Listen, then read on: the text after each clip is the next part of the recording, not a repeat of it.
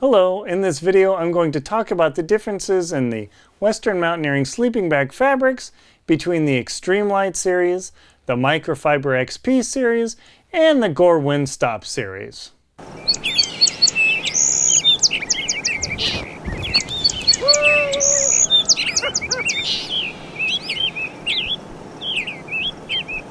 When you're looking at Western Mountaineering sleeping bags, how do you choose between the three types of fabrics they offer? The first is the ExtremeLite series, the next is the Microfiber XP series, and then the other is the Gore WindStop or GWS series. How do you choose between these three fabrics? Well, that's a very tough call because it depends really on where you're going and what you're going to be doing. Each of these fabrics has a specific need and value when you go camping or hiking or backpacking or traveling or whatever. The first consideration is durability. When you're thinking about how rough are you on your gear, what sort of conditions are you going to be in, and where you're going to go, that's the first consideration. If you're not rough on your gear, you're an ultralightist and you want to have the minimum, then you definitely want a bag with the ExtremeLite fabric in it because this is the lightest fabric that Western Mountaineering makes, and it really packs down. How much so? My MegaLite sleeping bag can pack down into an 8-liter stuff sack. That bad boy has been so small that when I've been on backpacks or I've got a small backpack, people's like, "Where's your sleeping bag? Where's your tent?" Like, it's all in there. And I mean, they just get bugged out. It's pretty entertaining to watch. Compare that to the microfiber fabric. This stuff actually packs down pretty close to the ExtremeLite in temperature for temperature, but it's a lot tougher and it is somewhat more water repellent. So this bag, the antelope that I took to Greenland and the Arctic with me, it performed quite well. It handled frost situations just fine.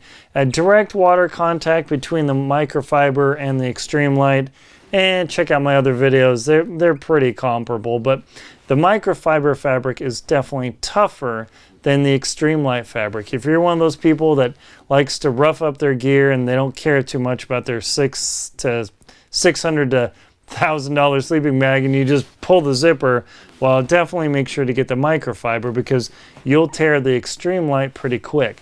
Now, granted, it's not that delicate because I've had this bag for nearly 20 years that I bought at Adventure 16 in San Diego, and I've only had one tear where I had to put a tiny little patch and a little snag that I probably should patch.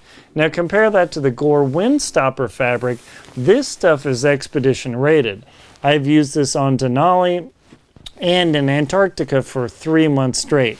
The Gore WindStop, not this particular bag, but the Gore WindStop fabric. This stuff is super tough. It feels like an outer shell type fabric. It's not as heavy as your Gore-Tex, hard shell jacket, but it's very tough. I can't even remember even hardly ever snagging the Gore WindStop at all. The microfiber I've snagged a few times with my zipper in the antelope bag.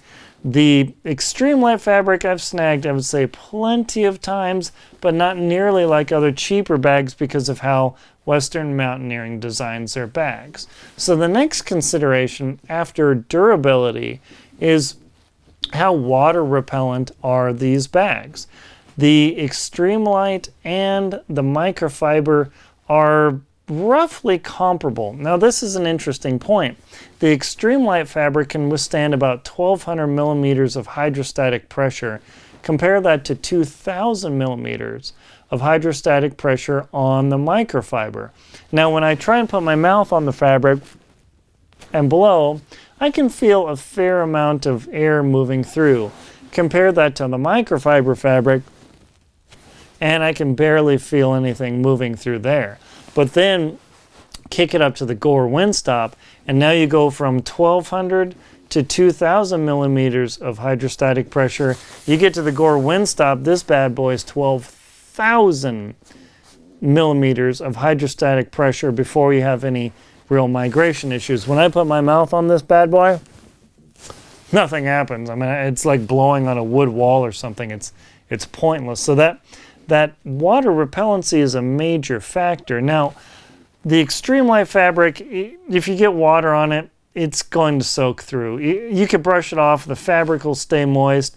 As long as you're careful and you don't let the water pool or push on it, you can get the water off pretty easy, just lightly brush it off.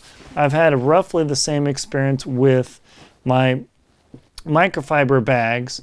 I accidentally spilled some water in Death Valley on it. It was 36 degrees. I was able to steam it off, but it definitely got a little bit moist.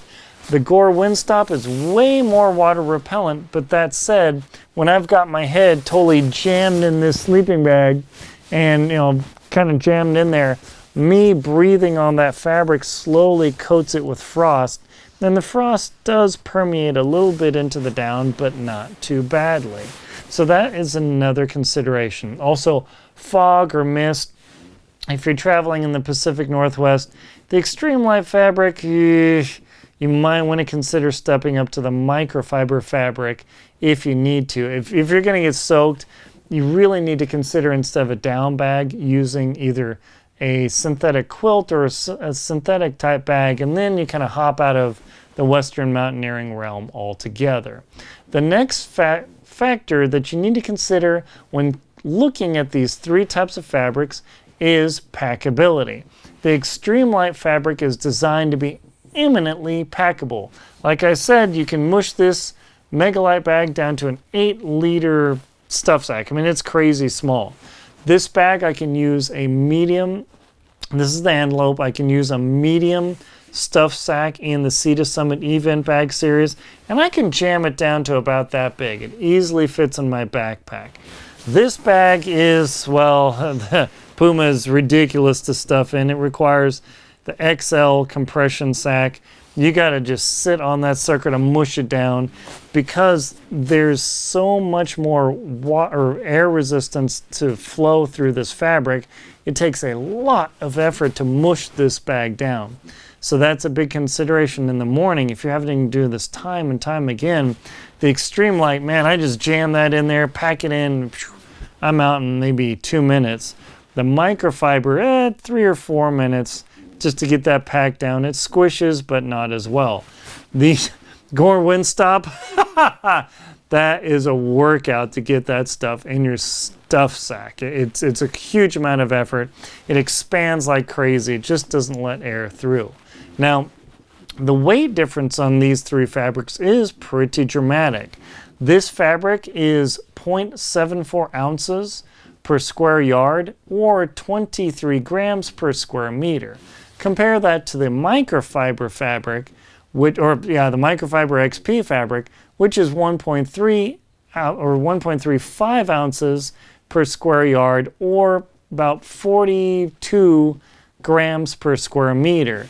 And that is an 83% increase in weight for the same amount of warmth in these two sleeping bags. When you step from the microfiber up to the Gore WindStop, it's actually only a 23% increase in weight, but you get a huge performance difference in weather and water repellency.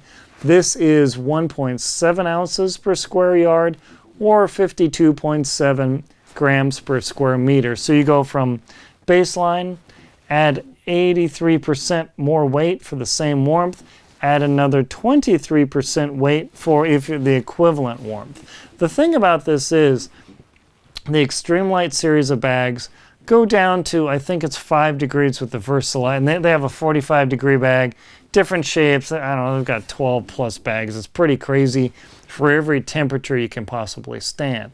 If you're female versus male, women tend to sleep a little bit colder, so you may want to get a bag that's 10 degrees rated warmer than you might think, just to err on the side of caution, because when you've spent $600, $700, $800 on a bag and you're chilly all the time, you're going to really regret not dropping an extra $40. Now, the other thing about the durability on these three fabrics, like I said, I have put a hole in this guy, just a tiny one. This, I've never put a hole, a few snags in this. Yeah, like no problem. So those are the factors to look at when you're choosing the ExtremeLite fabric, the Microfiber XP fabric, or the Gore WindStop. But note, these 3 sleeping bag sets really don't totally overlap. When you're going into an extreme expedition, the only choice is Gore WindStop. When you're doing a lot of winter camping, but you can get away with it, I go with the microfiber. It actually is really nice, especially when I have to backpack with it. And like doing 100+ miles or 160 kilometers in Greenland in fall, yeah, probably not too great, but this bag worked really well.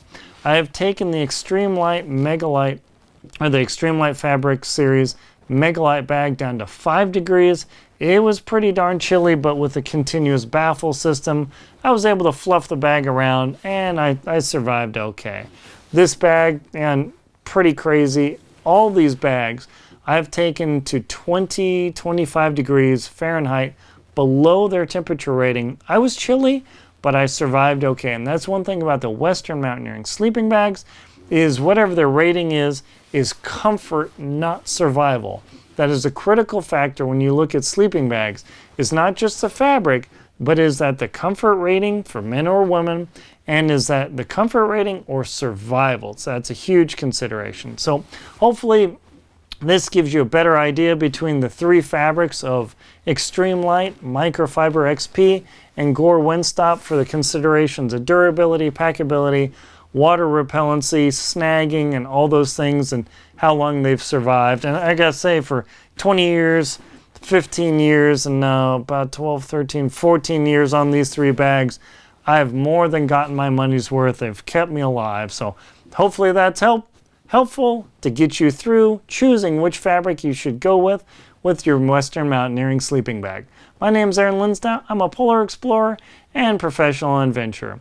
Please like and comment on the video, and if you found it helpful, subscribe to my channel. Thank you very much for watching, and enjoy your adventures.